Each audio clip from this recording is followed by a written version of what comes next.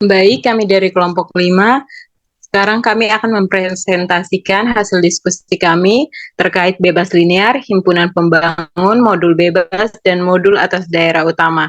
Dengan anggota kelompok saya sendiri, Magdalena Clarita Soibau, teman saya Makrina Elna Naseng, Maria Ririanti Darato, Maria Trianita Elina Lele, dan Mariance Krisatia Liunokas. Baik, slide selanjutnya. Baik, pertama-tama di sini kita akan membahas tentang merentang atau membangun. Seperti yang teman-teman sudah ketahui, sebelumnya sudah kita pelajari hal ini pada aljabar linear elementer, di mana di sini misalkan S itu adalah V1 sampai dengan VY. Nah, jika V1 sampai dengan mohon maaf, sampai VR ini adalah vektor-vektor pada ruang F, dan setiap vektor, misalkan ada vektor V kecil yang merupakan anggota dari V besar ini, itu dapat dinyatakan sebagai kombinasi linear dari vektor-vektor di S, maka dapat dikatakan S itu merentang atau membangun.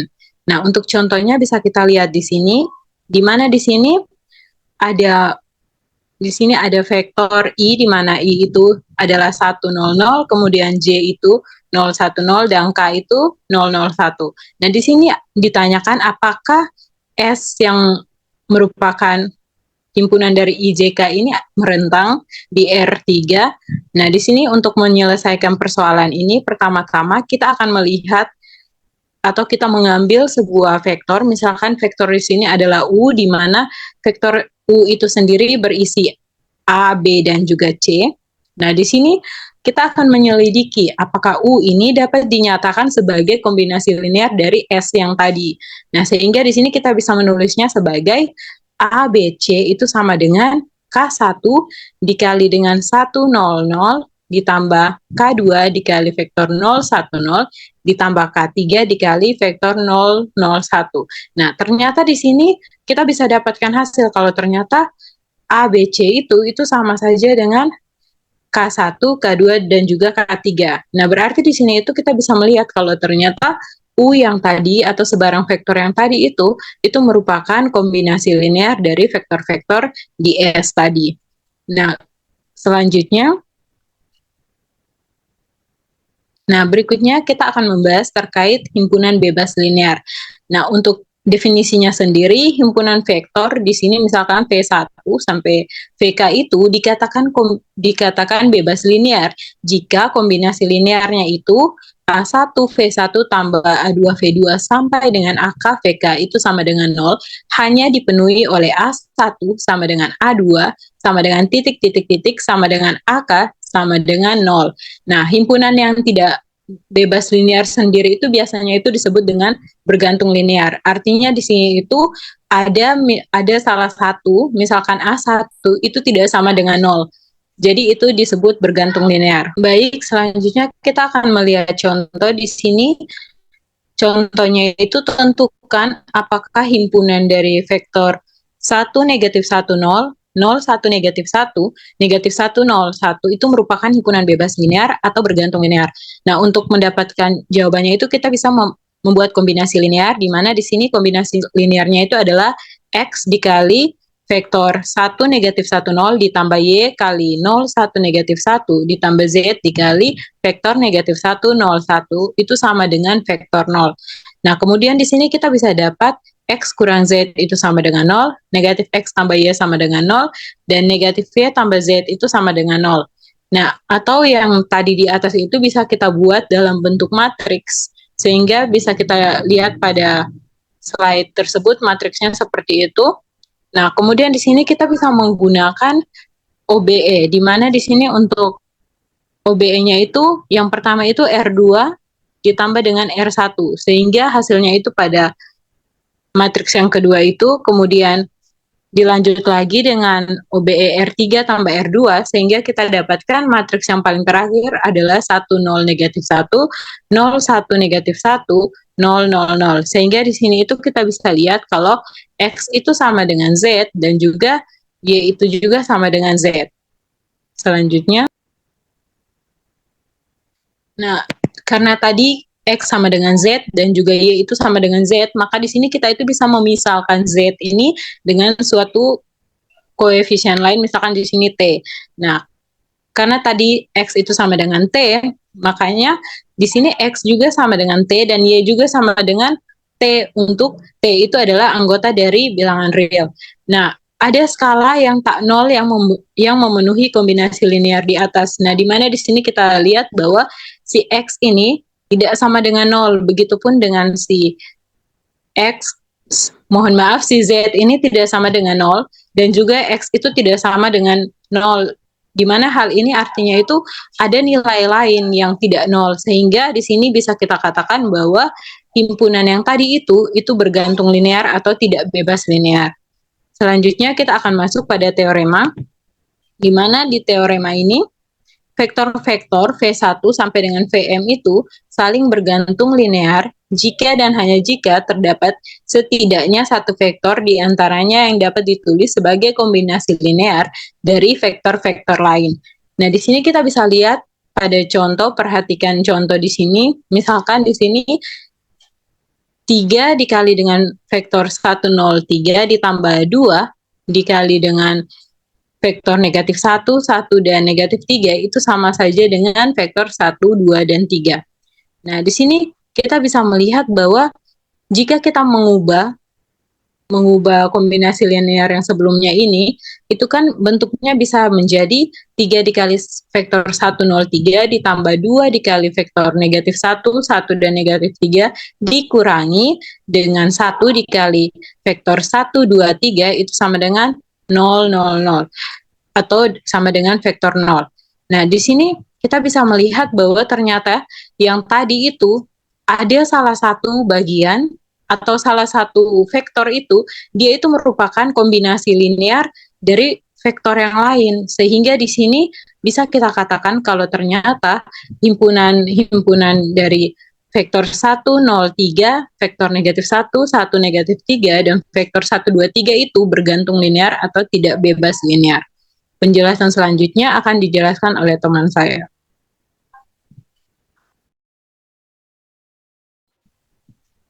Baik, sekarang kita masuk ke basis dan dimensi. Di sini diberikan definisi, jika V adalah sembarang ruang vektor dan S himpunan dari V1 sampai VR merupakan himpunan berhingga dari vektor daripada V. Maka S disebut basis untuk V jika yang pertama S merentang V, yang kedua S bebas linear. Di sini diberikan contoh, misalkan S himpunan dari U, V, dan W, dengan U itu merupakan vektor 121, V vektor dari 290, dan W vektor dari 334. Tunjukkan bahwa S dengan himpunan U, V, W adalah basis untuk R3. Yang pertama, kita buktikan untuk S membangun R3. Harus ditunjukkan sembarang vektor. Selanjutnya, di mana P itu sama dengan P vektor dari ABC. Dapat dinyatakan sebagai kombinasi linear vektor-vektor di S, yaitu P sama dengan K1 dikali U, tambah K2V, tambah K3W. Sehingga vektor ABC itu sama dengan K1 dikali vektor 121, ditambah K2 dikali vektor 290, ditambah K3 dikali dengan vektor 334. Sehingga didapatkan K1 ditambah 2K2 ditambah 3K3, lalu itu untuk nilai A, lalu untuk B-nya itu sama dengan 2K1 tambah 9K2 ditambah 3K3, lalu C-nya sama dengan K1 ditambah 0K2 ditambah dengan 4K3. Sistem persamaan ini akan konsisten jika determinan dari matriks A tidak sama dengan 0. Sehingga didapatkan matriks A-nya itu sama dengan 1, 21, 290, 334. Sehingga kita dapatkan determinan dari A, dari matriks A tadi, yaitu 1 dikali M dikurang dengan 27 ditambah 4 dikali 9 kurang 4. itu sama dengan min 1. Karena diperoleh determinannya itu tidak sama dengan 0, maka dapat disimpulkan bahwa S merentang di R3. Lalu yang kedua kita akan buktikan bahwa S itu bebas linier. Harus ditunjukkan satu-satunya pemecahan dari K1U ditambah K2V ditambah K3W itu sama dengan 0. Yang merupakan K1-nya harus sama dengan 0, K2 harus sama dengan 0, dan K3-nya harus sama dengan 0. Dari K1U tambah K2V ditambah K3W sama dengan 0, maka K1 dikali vektor 121 ditambah K2 dikali vektor 290 ditambah K3 dikali vektor 334 itu harus sama dengan 0. Sehingga kita bisa buat dia dalam matriks, yaitu K1 tambah 2K2 ditambah 3K3 sama dengan 0, 2K1 tambah 9K2 tambah 3K3 sama dengan 0, K1 ditambah 4K3 itu sama dengan 0. Sehingga didapat determinan dari matriks A, di mana matriks A itu 1, 2, 1, 2, 9, 0, 3, 3, 4 itu sama dengan min 1.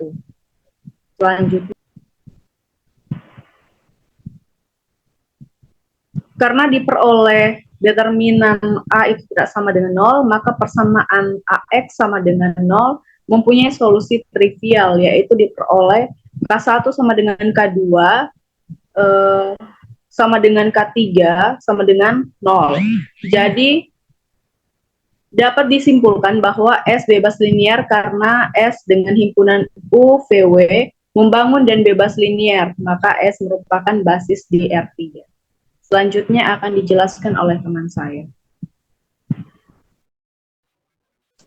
Selanjutnya mengenai modul bebas. Definisi dari modul bebas, misalkan M adalah modul atas ring R, M disebut modul bebas jika M memuat suatu basis. Atau dengan kata lain, modul M disebut modul bebas jika terdapat S subset dari M, sedemikian sehingga M dibangun oleh S dan S bebas linier. Untuk contohnya, diketahui M sama dengan himpunan dari 0, 2, 4, 6, 8 terhadap Z10 dan M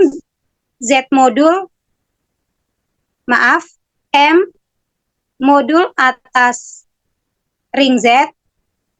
Selidiki apakah MZ modul itu bebas.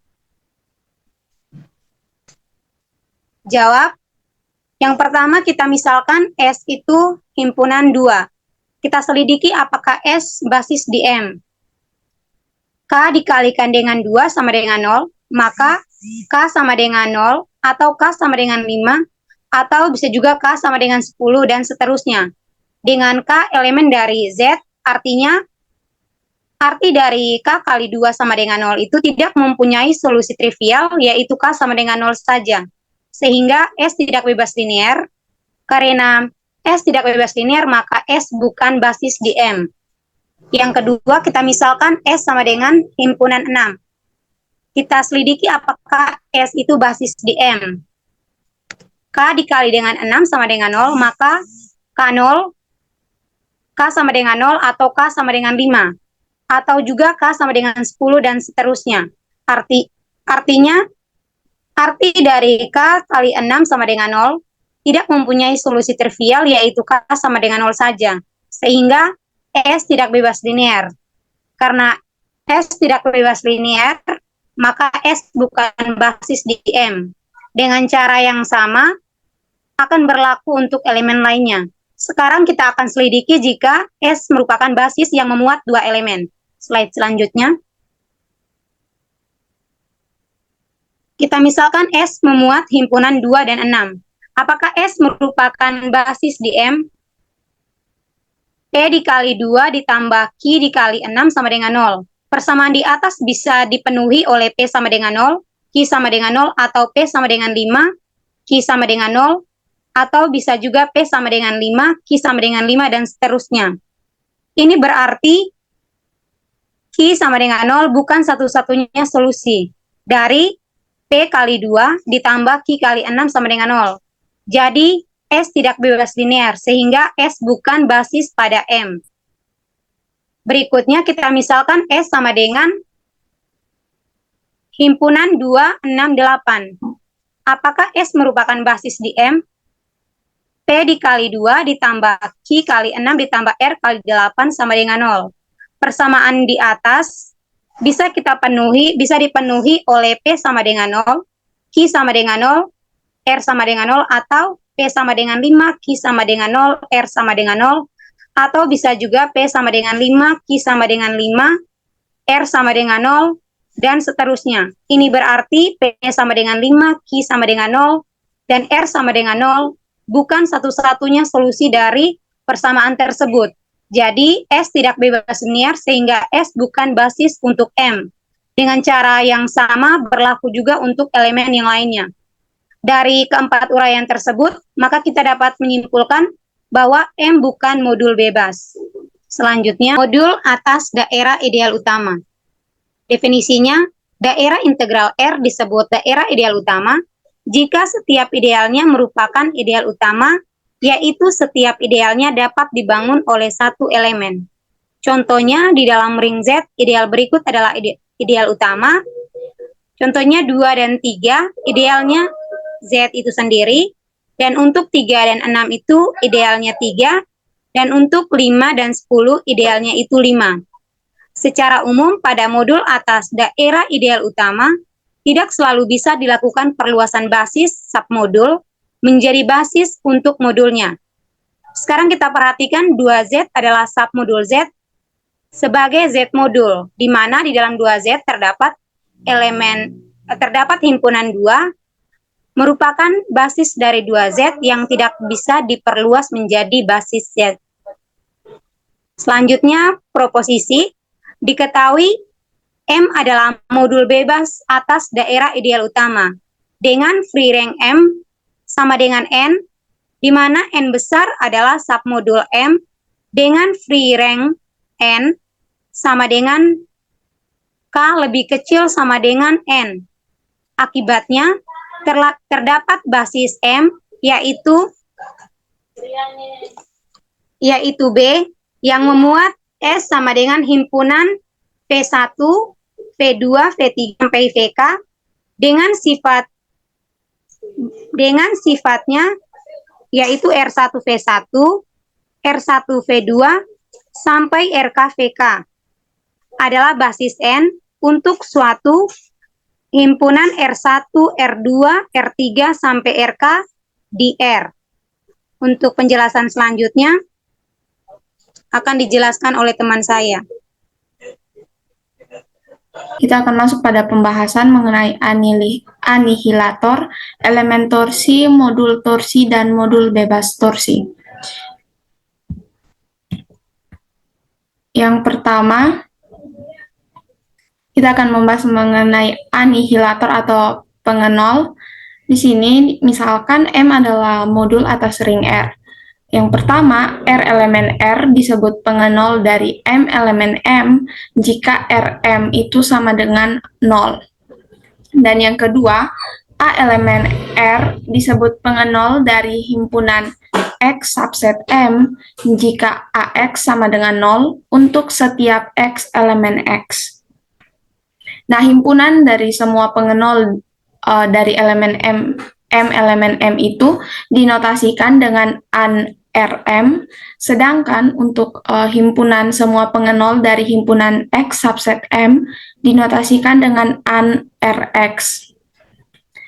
Di sini diberikan M merupakan modul atas ring R dan X itu merupakan subset dari M, maka Rx merupakan ideal kiri di R. Untuk buktinya itu, di sini kita ambil sebarang A dan B itu elemen dari Rx, maka dapat kita katakan AX sama dengan BX sama dengan 0M untuk setiap X elemen dari X. Nah, dengan demikian, maka A kurang BX itu sama dengan AX kurang BX sama dengan 0M kurang 0M sama dengan 0M, untuk setiap X elemen X. Sebelumnya mohon maaf, di sini untuk pembuktiannya itu seperti kita ketahui, untuk pembuktian ideal kita akan menunjukkan bahwa A kurang B itu elemen I dan juga R kali A itu elemen I, sehingga di sini tadi telah kita peroleh A kurang B itu merupakan elemen dari AN Rx. Selanjutnya kita ambil sebarang R elemen R. Kita perhatikan bahwa RA dikali X itu sama dengan R dikali AX, di mana AX-nya tadi itu sama dengan 0M, sehingga dapat kita tulis R dikali 0M sama dengan 0M untuk setiap X elemen X, dan dengan demikian maka kita peroleh R kali A itu merupakan elemen dari AN Rx. Setelah kita membuktikan kedua hal tersebut, maka dapat kita simpulkan bahwa AN Rx ini merupakan ideal kiri di R. Selanjutnya kita masuk pada contoh. Diketahui modul faktor Z per 8Z atau sering Z dan himpunan X-nya itu sama dengan 2 tambah 8Z, 6 tambah 8Z di dalam modul faktor Z per 8Z. Di sini kita diminta untuk menentukan pengenol dari himpunan X. Nah, untuk penyelesaiannya, di sini kita punya AN, mohon maaf, di sini harusnya AN ZX sama dengan A elemen Z, di mana AX itu sama dengan 0 tambah 8Z. Nah, kita tahu bahwa X-nya itu terdiri dari dua anggota, yaitu 2 tambah 8Z dan 6 tambah 8Z, sehingga di sini kita peroleh A elemen Z, di mana A itu dikali dengan 2 tambah 8Z, kita sama dengankan dengan 0 tambah 8Z, dan A dikali 6 tambah 8Z sama dengan 0 tambah 8Z. Di situ kita kalikan seperti biasa, seperti pada perkalian pada modul faktor, maka nanti kita akan peroleh A elemen Z itu sama dengan, untuk perkalian, hasil dari perkaliannya itu berarti kita memperoleh 2A tambah 8Z sama dengan 0 tambah 8Z, dan 6A tambah 8Z sama dengan 0 tambah 8Z. Dan kita tahu bahwa 2A dan 6A itu elemen dari 8Z.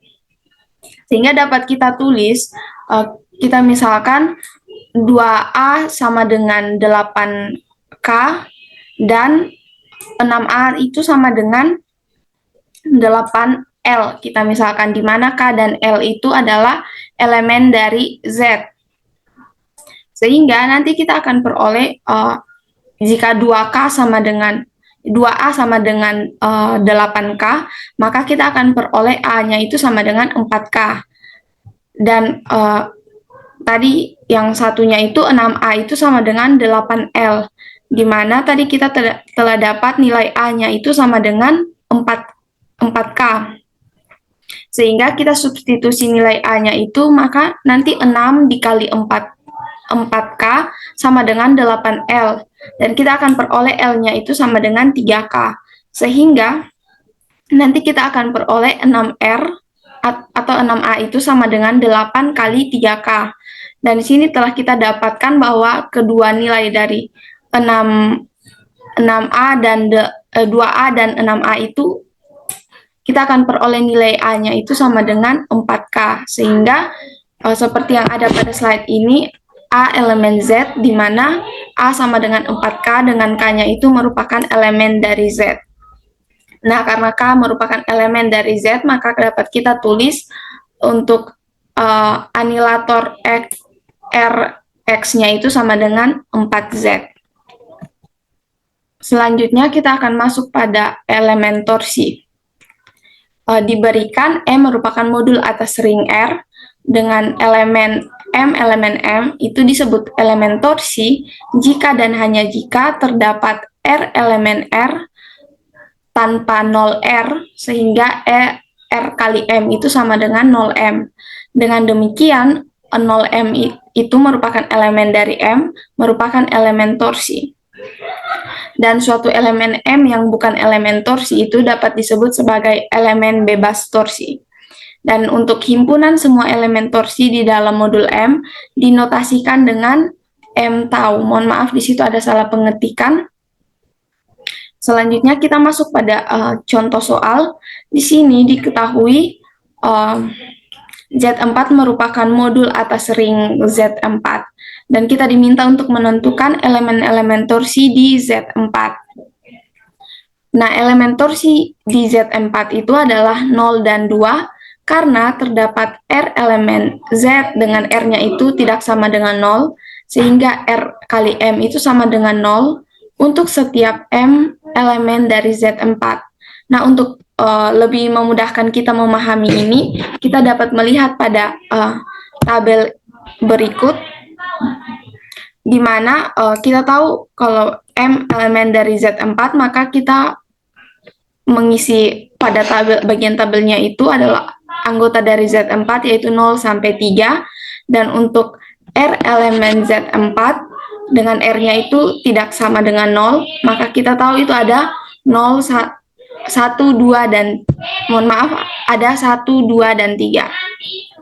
Dan di sini untuk mendapatkan hasil dari R kali M itu, misalkan kita punya R-nya itu, misal kita punya M-nya itu 0, maka untuk mendapatkan hasil R kali M sama dengan 0, maka kita harus mengalikan 0 itu dengan 1.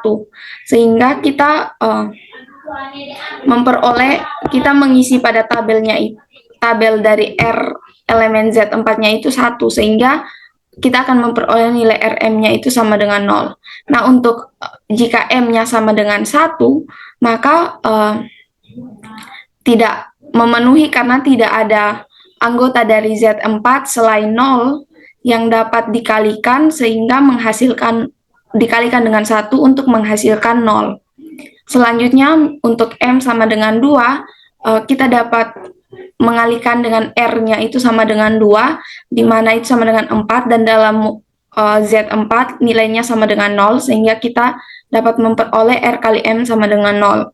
Dan untuk M sama dengan 3, itu tidak ada anggota dari R elemen Z4 dengan R-nya tidak sama dengan 0 yang dapat dikalikan untuk menghasilkan nilai 0. Sehingga dari hal ini dapat kita simpulkan bahwa elemen torsi dari modul Z4 atas ring Z4 itu adalah 0 dan 2. Untuk penjelasan selanjutnya akan dijelaskan oleh teman Makrina.